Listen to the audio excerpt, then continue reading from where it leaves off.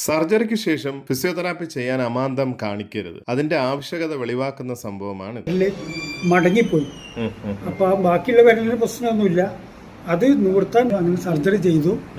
ഇപ്പൊ ആദ്യം സർജറിക്ക് മുന്നേ കൈ എത്രത്തോളം ഒക്കെ മടങ്ങുമായിരുന്നു? വിരലുകൾക്ക് പ്രശ്നമൊന്നും ഈ രണ്ട് വിരലിന് മാത്രമല്ലേ കുഴപ്പമുണ്ടായി? രണ്ട് വിരലിന് മാത്രമേ കുഴപ്പമുണ്ടായിരുന്നുള്ളൂ. ഇപ്പോഴോ? ഇപ്പം 4 വിരലും മടങ്ങൂല.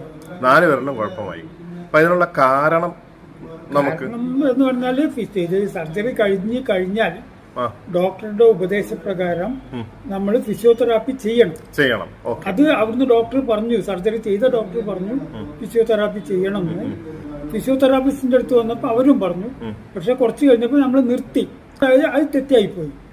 പ്രോപ്പറായിട്ട് ഡോക്ടറുടെ ഉപദേശപ്രകാരം നമ്മൾ ഫിസിയോതെറാപ്പി ചെയ്യണം.